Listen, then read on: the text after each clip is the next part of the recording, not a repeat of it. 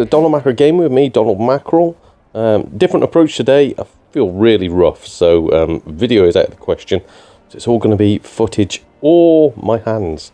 And what you can see in the background is a game called Of Orcs and Men.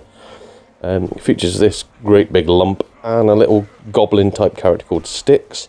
It's an RPG action adventure sort of in the guise of the RPGs like Mass Effect, that sort of thing, where it's not really a full scale RPG, but you get to change your character in some places. So I got it on the PS3 originally when I was in Poland, and I've also picked up an Xbox 360 version, and what I found out was that this was a PAL exclusive. Yeah, literally couldn't get this, not even in Japan. But it made me think, what sort of games do we get in the UK that you couldn't get over there in America? Oh, by the way, this then went on to breed a couple of other games featuring the character you don't see in this little clip, a little goblin called Styx. So if you've ever played either of those games on like the PS4 or something, yeah, it originated from this, a bang average action RPG game. And so I thought, well, there's an idea. If we've got PAL exclusives or games that are available in Japan and Europe, but not in America, let's make a video to show those Americans what they're missing out on. So the first one, obviously, we were looking at was Of Orcs and Men. Excellent game, to be honest. Quite enjoyed it. Well, not excellent. It's a good game. I enjoyed it. But the best it is, it's only available in Europe. Unless you're on a PC, in which case you can play it anywhere. Doesn't matter. We'll go on to another fantastic game, groundbreaking game, I would say. Battle versus chess. Yeah, chess. We've only got chess in Europe. You can't get this in America. Oh, hang on. No, you can actually buy this for PC and play it anywhere. So yeah, not so handy, that one. Well, we can go on to the next game, a really, really good beat-em-up called Arcana Hearts 3. Again, fantastic game. Really glad to have this, and on the Xbox 360, only available in Europe. Oh, unless, again, you get the PS3 version, which is available anywhere. Never mind, there are some, I've managed to find, exclusive games on the Xbox 360 to PAL regions. They're all top-grade games, such as Champion Jockey, Brian Lara Cricket 2007, Snooker, football, and even then I think they're available on other consoles. Let's try harder. Let's go back to the days of PlayStation 2 and PS1. So this is getting harder than I thought, because I looked it up, and Men in Black on the original PlayStation, which is a bit of a Resident Evil sort of game actually. It's more close to the comic book than to the film that it portrays on the front. That is only available in Europe, unless of course you get it on the PC, in which case it's available anywhere. The next one I found was F1 2001, which again, not exactly a spectacular game, just a sports game, but it was a PS1 exclusive in Europe. Oh, unless you had a PS2, in which case they released exactly the same game for the PS2 in North America. So maybe not with that one. We'll move on to PS2. We've got Crashed. Crashed definitely never came out in North America. It was a PAL game. Well, unless you got Totaled, which is exactly the same game, but with a different name. So maybe you can get Crashed somewhere else. Talking of Crashed, what about Mashed? There's a racing game called Mashed that's only available in Europe, unless you get Mashed Fully Loaded, which got a re-release in North America. Ah, bum. We're having a bit of trouble here. Robot Wars by the BBC, as you can see there. So Robot Wars, surely that has got to be a Europe-only game. No, it came out on the Windows, on PC. So, yeah, again, available in America. We've got, oh god, here we go, Sonic Gems. I got told that Sonic Gems is a PS2 Europe exclusive, but it didn't tell me that there's a version for the GameCube in America. So we'll move on from that. This one, quite a weird game. I really like it. Space Invaders Invasion Day. I looked at the title. This is only a European game. That's because the North American version was called Space Raiders and only available on the GameCube. Oh my word. What we need is some proper British games, such as Mrs. Not known outside of the UK, only popular in the UK, the wonderful Carol Vorderman's Sudoku. Only this was released in North America. I mean, nobody's even got a clue who she is, and you can see from the artwork and where it's put up, I think they picked a slightly saucier picture of her to try and sell the game. Selling Sudoku games is a hard target, but fear not. I did manage to find some PS1 and PS2 exclusives. The problem with that, though, you'll find, is the quality of said games. So we're going to start off with quite a famous publisher in the UK, Midas, who also were called Phoenix. I think they interchange between the two. But this is the definitely not going to get in trouble for copyright infringement, Lion and the King. Not even a game. Even if it's just a joke, it's not done. Exactly. I am not allowed to hunt anyone I want to either. That's not the same. You want to eat them. Stop arguing. Not even a game. It's a series of videos you can watch with a couple of like slide-in puzzles and things stuck in the middle and colouring books, and yeah, just pure utter bilge that didn't make its way over to America. The next one would be Power Pinball. You can see again Midas Games, quite popular for making UK, well, PAL only games. It does what it says on the tin. It's just a pinball game. Didn't make its way over to America. Are you jealous yet? I hope you're jealous, because here's where we pull out the big guns. All-Star Tennis, Midas Games, as you can see again. It's bad.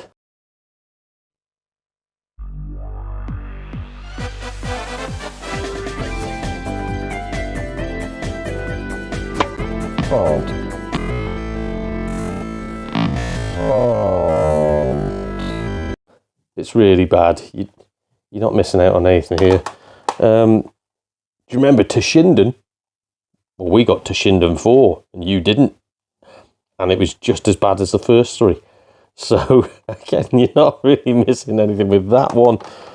This one's a weird one. I think it's a French film, so even British people don't really know about it. I just picked it up because I'd never heard of it before. I think it's called Kirikou. I want to say it's called Kirikou. Weird little like platformer sort of game, like running left to right, dodging things. I think the film got in trouble for like or something. Can't quite remember. But yeah, it's a bang average game. I wouldn't recommend importing a copy. Finally, we've got a game that is okay, X2, by Team 17, good British publisher there. Sort of a R-type-y sort of game. So yeah, really good. I enjoyed that one. You might want to try and get that one. And finally, the game that people aren't going to understand, but I really, really like this, so please don't judge me. Popstar Maker, or I think it was called like 100% Star or something like that in the rest of Europe, is what it says on the tin. It's a bit like X Factor, that sort of thing, where you put 5 stars together, you record some music, you release albums, you tour the world, and you try and become a big pop star or big pop group, as it were. So you could be Simon Cowell with the aid of this, only without all the plastic surgery. Really like that, genuinely. Budget game, really, really good. I enjoyed it. And it's by Eidos as well, so yeah. Moving on to the PS2 titles. This has appeared on everything. Absolutely everything. Yeah, Robocod, so James Pond, codename Robocod. I remember having this back in the days of the Master System and Mega Drive, so why is it on the PS2? I don't know. Do you want it over in America? Probably not. I don't even know if this is a thing in America.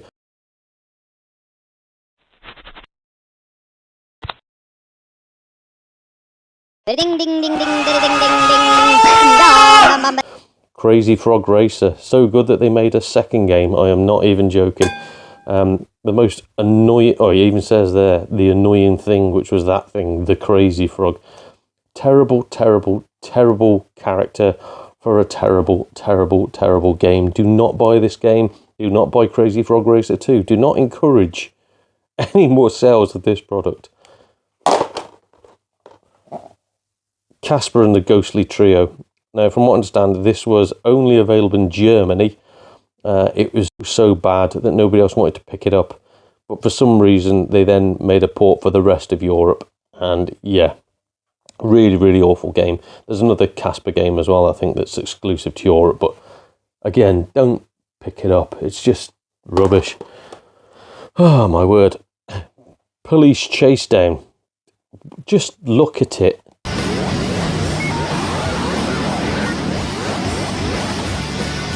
Just look at it. It's so bad. And I've never even heard of Age Tech. I mean, there's probably going to be people out there that do know who they are, but I've not heard of them. Bad game. This one was getting better, but it's still not a great game. Conspiracy Weapons of Mass Destruction. Believe nothing, trust no one, especially the people that make this game. Because, oh, God, yeah. Again, not as bad as some of the ones we've seen. The games are starting to turn a corner now. That one, again, Europe exclusive, so you can get it at your own peril. From the same company, Euro Rally Champion. Actually not so bad. I mean, there's better games out there, that's the only problem though. But you can pick it up for like £1, £2, something like that. One for the completionist. Again, I wouldn't really recommend it, but it is a PAL exclusive. Completely switching tack, still a racing game, but International Supercarts by Midas, yet again. And wouldn't you know, terrible, terrible, terrible, terrible game that doesn't deserve to exist. Midas, why do people support them? Oh, look, there they are again. Midas with Eternal Quest. So I thought, ooh, this looks like quite a fancy RPG. I'll pick this up. I think it only cost me £1 anyway. It is rubbish. It is one of the only RPGs I've ever found to be completely unplayable. Really, really bad. So, yet again, Midas living up to their reputation of bilge makers. And they're back again. Midas with Fighting Fury. I mean, just look at the cover. They haven't even bothered with the cover. What is this potato-faced goon doing in the background? I'm not Sagat.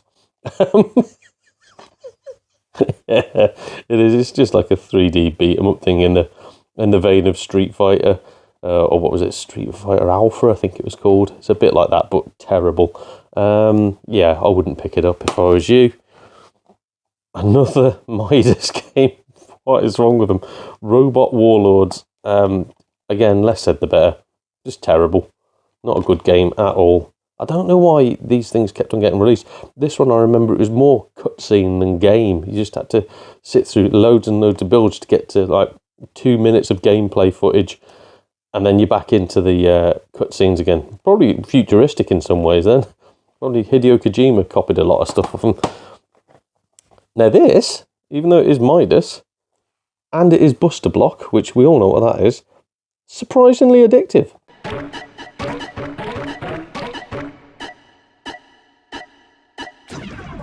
Not a bad little game, and dirt cheap as well. So, like as I say, a 3D Buster Block sort of game. I really enjoyed it. Yeah, if you can pick it up cheap, do get that one. Actually, it's not so bad. And finally, a Midas game that I am proud to own. I'm proud to show you guys. Genuinely enjoyed this one. Project Minerva Professional. As you can see there, bit of a weird front cover, and yes, sex sells, which is what they're going for. But she was actually a Japanese model, and this was their way, well, Japan's way of going, let's make our Japanese model famous. Across Europe, let's put her in a computer game. Let's get Midas to make it. So it is quite a good game, actually, about machines taking over the world, and you are some sort of like hit person, like some sort of special agent that goes out and takes down these machines. Really, really good. Really enjoyed that one. I don't know how rare it is. I picked it up for a couple of quid. So if you get the chance, genuinely, it's not a great game, but it's not as bad as most Midas games. Pick that up. It's all right. Now, let's move on to a different category of games. I call this category the rubbish. So, Ultimate Trivia Quiz, no. Ultimate Mind Games, no. iToy Play 3, surprisingly, 2 and 1 are available in America, 3 Europe only. Terrible. And finally, Kinetic Combat for the iToy. It comes with a weird little peripheral as well, so you need that. If you pick up a copy and it doesn't have that, you can't actually play it. I said play's the wrong word, really, isn't it? You can't actually use it. But yeah, all absolutely terrible games, all of them useless, especially the ones that rely on questions where they're about 20 years out of date. So, and the next category we can look at is racing games, because there's a lot of racing games only available in PAL territories, not available in North America, and you'll see why. F1, F1 04 or Formula 1 04, only available in PAL. I think it came in Japan actually as well, but not available in America because F1 wasn't really a thing over there. It was more sort of stock car racing or indie racing. So yeah, that one, not a bad game actually. Genuinely, if you're into F1, pick it up. Pretty good game. But also, not really a big thing in America is rallying. So we've got WRC Extreme 2 and WRC 3. Both of them, yeah, available in Japan, available in Europe, not available in America. And pretty good games, really good. So even though I say they're just racing bilge, it's useful to have as they are quite fun to play on. Now next, not all racing games are exclusive to Europe, are good ones, and I don't mean that as in it's a bad game. I just mean we got Gran Turismo Concept 2002 Tokyo Geneva, and there were different versions of this depending on where you were in the world. There just wasn't one made for North America. The reason for that was North America didn't get this Dross game, which is just, it was a space filler, like a stopgap until the real Gran Turismo game came out, and then bugger me, they did it again with Gran Turismo 4 Prologue. You can see how much I care about it. Look how dirty that is. It's just, again, it's a stopgap. It was a space filler until Gran Turismo 4 came out. So I think they just mocked us over here in Europe and just said, Americans won't buy this. Let's ship that over to Europe. But the one game that we did have that I'm quite chuffed to have that, again, North America doesn't own, I'm not sure if these were a British record label or not, is Earache Extreme Metal Racing. So it's a bit of a kart racery sort of game, as you can tell, but it's from Earache Records that had like fantastic bands like Extreme Noise Terror and things like that. In fact, there's a few bands on the back here: Mortis, Decapitated, Morbid Angel, let's scrub that out. Deicide, that's all right. The Berserker, oh my word, Australian death metal sort of band. Biomechanical, I don't even know them. Linear 77, Municipal Waste and Society. Is that one or I? Some of them don't know. But yeah, again, death metal mixed with sort of kart racing, violence. It's genuinely it's not a great game, but not a bad game. Very much run of the mill. I would recommend it though, just for the sheer weirdness of it all. Earache Extreme Metal Racing, blimmin' heck. However, the one that takes up a lot of guff on the PAL market, not available in America, are sports games. So let's just move these in front of the camera. Oh my God. So yeah, PGA European Tour Golf. There's lots and lots of golf games. Why you'd want to go out your way to get this, I don't know. I wouldn't if I was you. That one, I care about that little. It doesn't even have a front cover. I don't care. I'm not paying extra for one with a front cover. It's the Premier League Football Manager 2000. Classic, you reckon? It's not a classic, it's guff. Yeah, terrible. But for management games that are good, we've got the LMA Manager series. And this is all the way through to like LMA Manager 2007, which I do think got a PC port, so you can play that in other countries. But up to 2006, the LMA Manager games were a European exclusive. Absolutely fantastic games too, genuinely. Even if you're not a football fan, which I'm not in particular, pick these up. Great little games, absolutely fantastic, especially the later ones. So 2007 is one of my favourite games of all time. Adidas Power Soccer, and this one, the International 97 version, is not one of my favourite games of all time. In fact, it's a terrible game. Do not pick that up. This, however, Libera Grande, I think it's based on an old arcade game.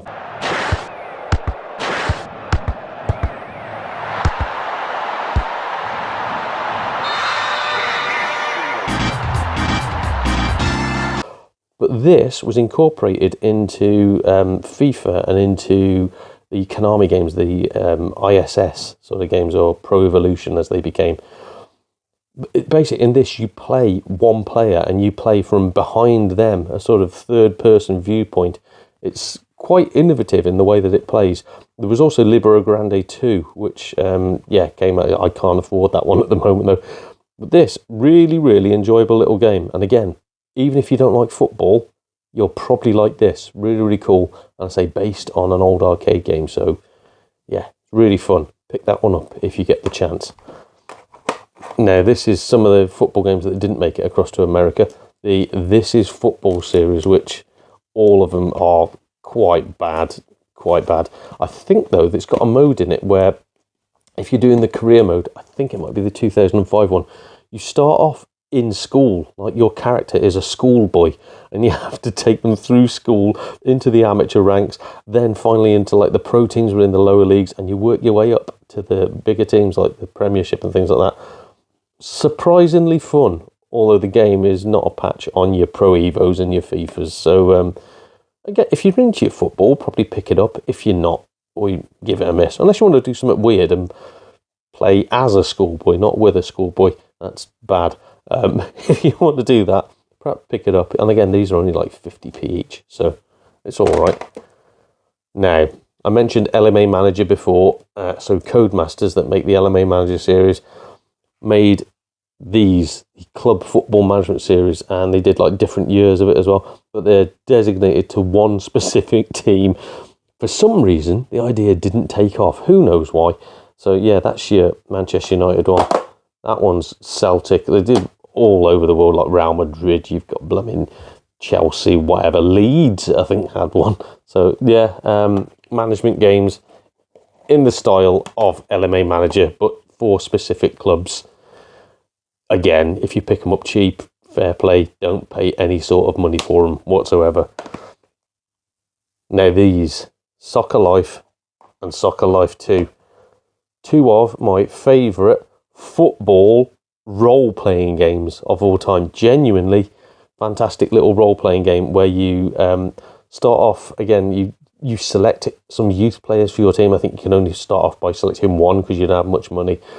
And the idea is to put your player out on loan, develop their skills. You can't actually control them, but you can watch them in matches and see how they get on.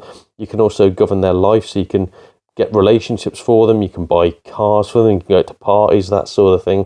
Where it's all about creating a generation of superstars, watching them progress, and then eventually, with your girlfriend, you can have a kid. And that kid can then turn into a footballer, and so on and so forth. It's actually a really fun little series. So yeah, strange that it didn't go anywhere other than, again, might have been Japan, I'm not too sure. But it didn't go over to North America. But I really like the concept. And the games are flawed, I'll tell you now, they're not the best games. I had fun with them, I thought they were really good, and they were quite cheap. I think they've gone quite expensive now, but Soccer Life and Soccer Life 2. Slam Tennis. Now, even though it's by Infogrames, which are a proper company, this is very much a budget tennis game. Again, there's so many different alternatives. Why you'd want to pick this up, I don't know, unless it was only like 50 pence or something. Yeah, not great. And we're back on G1 Jockey. This, again, though, is a Europe exclusive, the original G1 Jockey. Well, again, not just Europe, it was in Japan too. I think G1 Jockey 2 also was Japan and PAL. Didn't go over to North America, but the series eventually did, such as the one that I showed you on the 360. That one did get ported over eventually. And we're back on snooker. Again, why would a snooker game be anywhere other than Asia or Europe? We're the only people that like snooker. We even tried to get snooker put into the Olympics because it would have been one of the only gold medals we were guaranteed to win. And the final bunch of games that I have are proper games. Proper games, not budget games. not like racing games or sports games, actual games that only came out in Europe or Japan in some cases, but didn't come out in America. So the first one, unsurprisingly, is a British TV show, and it's one of the worst games I've ever played. It's Little Britain, the video game. Oh my god, I still can't believe I just done that. Again, do not play this game. Do not pick it up. Do not pass go. Do not collect £200. Absolutely awful, awful, awful game based on an awful TV show for idiots. And I'm sorry if that's upset you, but this was lowest common denominator humour, and that's what the game is really, just utter rubbish. My God. Now, Carol Vorderman made it into America. Pamela Anderson didn't with her TV show VIP. This was I think it came out in Japan, I'm not quite sure, but definitely a European game rather, power game that did not make it over to America. I don't blame them, it's terrible. So there's that. Miami Vice, obviously popular TV show, not based on the film that came out in the 2000s, based on the original TV series, Miami Vice. Awful, really bad. Really, really bad. So again, no wonder that America didn't want it. It's just such a bad game.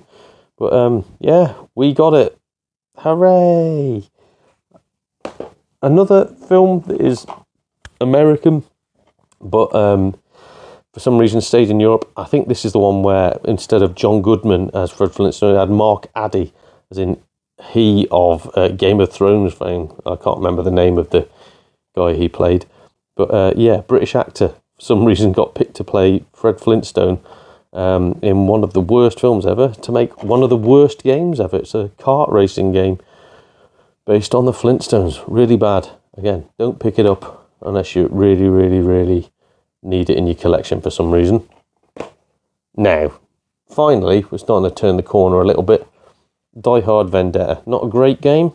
Not a great game at all, but it is a European exclusive and not a bad game. So it's a first-person shooter, which makes a change for the Die Hard games.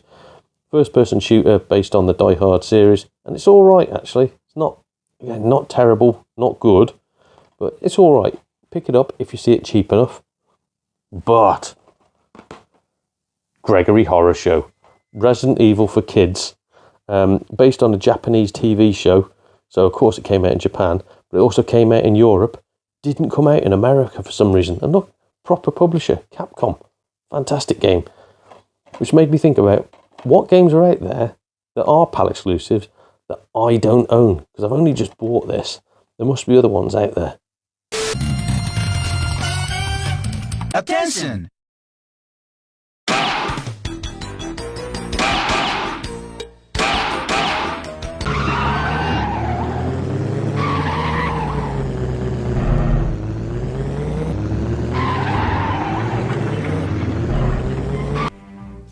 The envelope had come from Reagan's safety deposit box, and I had a feeling that it was important somehow. The thing was, it seemed to be empty.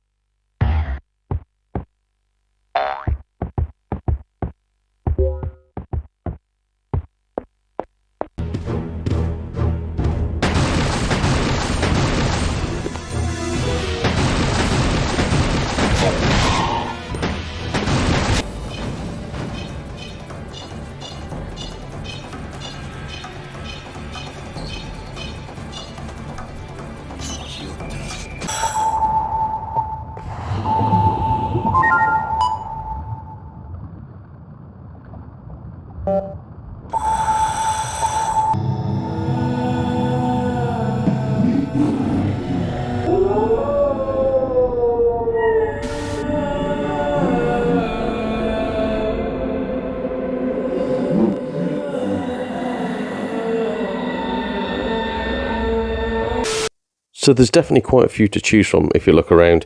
I've just ordered Torrente 3, The Protector, which is a Spanish film, so it only came out on PAL territories. See what you can find and maybe add them in the comments. So I hope you've enjoyed this video. This has been Donald Mackerel for Donald Mackerel Gaming. See you all again soon. Cheers, everybody.